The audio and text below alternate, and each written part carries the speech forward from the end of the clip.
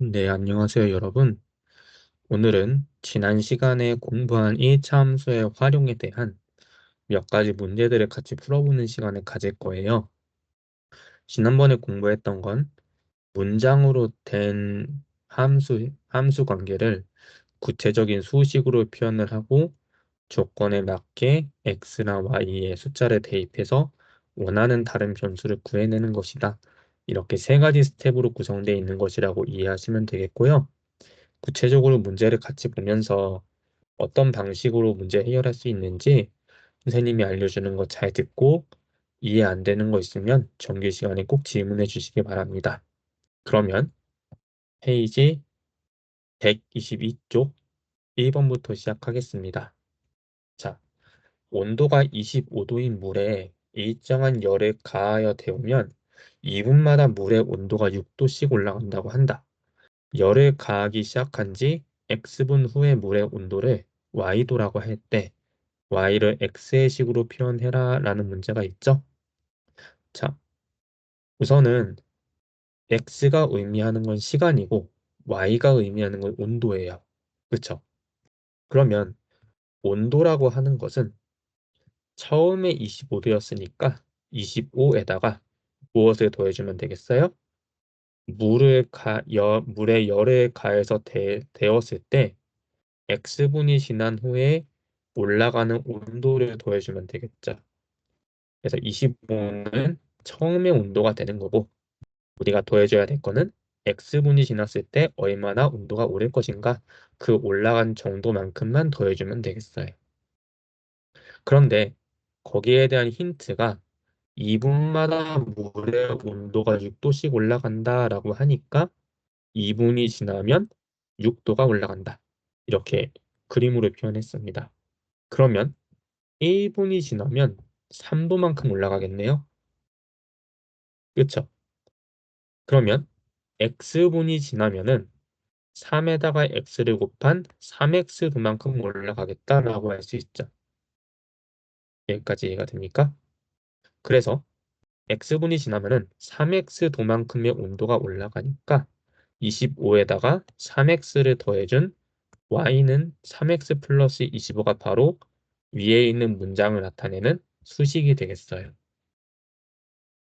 그래서 문제의 정답은 2번이 되는 것이죠. 여기까지 이해가 되죠? 자, 그럼 3번에 보겠습니다. 현재 높이가 1.5m인 나무가 1년에 5cm씩 자란다고 합니다. 이 나무의 높이가 6m가 되는 것은 몇 년 후인지 구하시오 라는 문제가 있는데 1번과의 차이가 있다면 가장 중요한 차이가 뭘까요? 물론 소재가 다르죠. 그렇죠? 1번은 온도에 대한 얘기고 3번은 나무의 높이에 대한 얘기입니다. 하지만 선생님 눈에는 1번 같은 경우는 변수가 어떤 것을 의미하는지를 줬어요.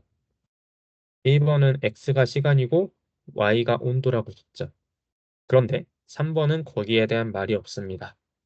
그러니까 어떻게 해달라는 거예요? 여러분이 정해보자는 거죠. 그렇죠? 근데 보니까 1년에 5cm씩 자라니까 x를 시간이라고 생각하고요. y를 나무의 높이라고 생각하면 되지 않을까 싶습니다. 그러면 시간이 흐름에 따라서 나무의 높이, 이거를 하나의 함수 관계로서 표현을 할 수 있는 거죠. 그러면 y라고 하는 게 높이인데요. 현재 높이가 1.5m니까 1.5에다가 뭔가가 추가가 되겠어요? 시간이 지남에 따라서 늘어나는 나무의 높이를 더해주면 되겠죠. 그래서 기본 높이 플러스 앞으로 자라게 되는 높이를 더해주면 되겠습니다. 그래서 이 빈칸을 채워보자는 거예요. 거기에 대한 힌트가 1년에 5cm씩 자란다는 거니까 1년이 지나면 5cm가 자라요. 이렇게 그림으로 표현했죠. 그러면 x년이 지나게 되면은 거기다가 정확히 x배를 한 5x cm만큼 지나게 된다. 라고 해서 5x를 더해주면은 또 어떤 문제가 생겨요? 단위의 문제가 생기죠. 이 y는 무엇을 의미합니까, 여러분들? 단위가 미터예요. 1.5도요? 미터죠. 근데 5는 뭐예요? 센티미터죠. 그쵸? 그렇기 때문에 단위를 미터로 바꿔줘야 됩니다. 그럼 여기 있는 5만 바꿔주면 되니까 5를 100으로 나눠주면 미터가 되죠. 그래서 0.05x 미터로서 맞춰주면 단위가 정확히 일치하게 된다라는 거여서 빈칸에는 5x가 아닌 0.05x가 들어가면 되겠다라는 겁니다. 그러면 단위가 모두 미터로 맞아요. 여기까지 이해되죠? 그래서 이렇게 y는 1.5 플러스 0.05x가 수식이 되는 것이고요. 높이가 6m가 되는 것은 몇 년 후인지를 구하고 싶은데 이 6이 의미하는 거는 x일까요? y일까요? 높이니까 y죠. 따라서 y에 6을 대입해 주시면 6은 1.5 플러스 0.05x라고 하는 하나의 방정식이 나오게 됩니다. 그래서 이 방정식의 해인 x가 바로 시간이 되는 거죠. 그러면 개수가 지금 소수로 돼 있으니까 이 소수를 무엇으로 바꿔서 정수로 바꾸기 위해서 100을 곱합시다.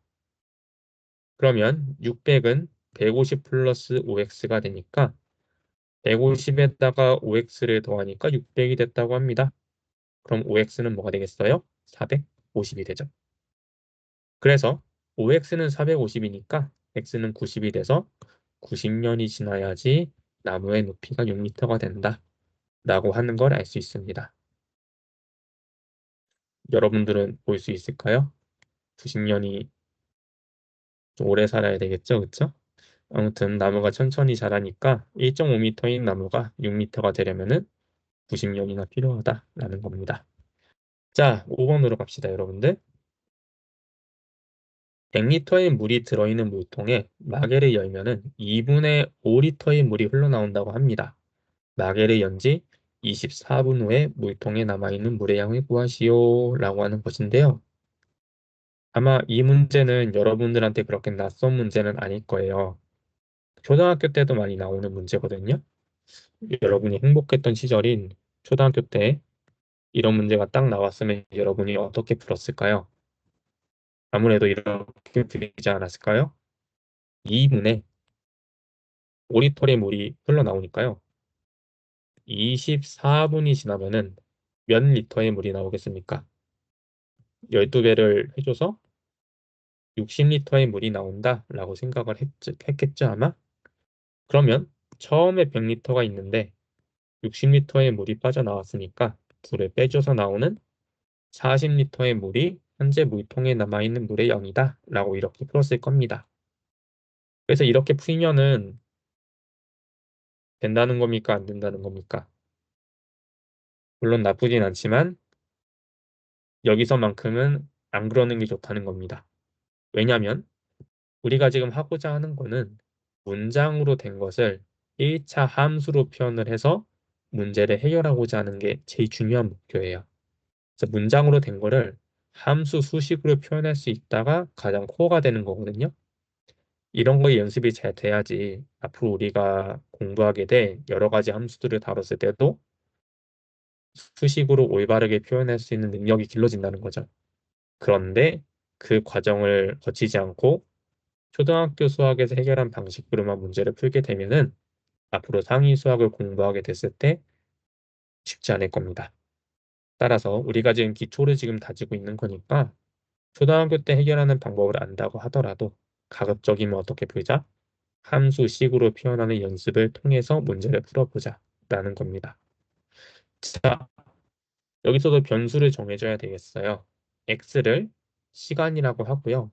y를 남아있는 물의 양이라고 합시다. 그래서 x랑 y가 각각 어떤 양으로서 표현이 됐죠? 자, 그러면 100리터의 물에서 물이 빠져나간 만큼을 빼버리면은 남아있는 물이 될 게 아니에요. 그래서 지금 보라색으로 칠한 빈칸에 뭐가 들어가면 돼요? x분이 지났을 때 흘러나온 물의 양을 구해주면 되겠죠. x분 동안 이렇게 말하면 되겠네요. x분 동안 흘러나온 물의 양으로 생각하면 되겠죠. 괜찮습니까? 그러면 2분 동안 5리터의 물이 흘러나왔으니까 1분 동안은 2.5리터의 물이 흘러나오는 거죠. 나누기 1을 하니까. 괜찮습니까? 그러면 같은 이유로 x분이 지나게 되면은 곱하기 x배를 하니까 2.5x의 물이 흘러나오게 되죠. 그렇죠? 따라서 x분이 지났을 때 총 2.5x의 물이 흘러나오게 되니까 2.5x를 100에서 빼버리면은 그게 바로 뭐가 되는 거예요? 물통에 남아있는 물의 양이 되는 겁니다. 괜찮죠? 그런데 구하고자 하는 게 지금 24분 후에 물통에 남아있는 물의 양이 무엇이냐라고 하는 거니까 24를 x에 대입한다, y에 대입한다. 시간이니까 x에 대입해 주시면은 y는 100-2.5 곱하기 24는 60이 되고요. 100에서 60을 빼면은 40이 나와서 40리터가 남아있다 라고 결론을 내주시면 되는 겁니다. 초등수학 때 공부한 방식과 함수식으로 표현해서 구한 방식이 정확히 일치한다는 사실 여러분 볼 수 있죠. 하지만 우리는 우선적으로 무엇을 사용하자? 함수식으로 표현해서 푸는 방식으로 먼저 해보자 라는 겁니다. 이렇게 제안을 하겠습니다. 이렇게 대표적인 세 문제를 같이 풀어봤는데요. 굉장히 중요한 문제들이고 대표적인 문제들입니다. 한번 설명을 들어보고 잘 이해가 안 되고 어떤 부분을 해결하는 게 있어서 힘든 부분이 있으면 수업 시간에 얘기해 주시면 제가 다시 설명을 드리겠습니다. 그러면 다음 시간에는 남겨져 있는 2, 4, 6번 세 문제를 풀어보는 시간을 가지겠습니다. 자, 여러분들 긴 시간 동안 고생 많이 하셨습니다.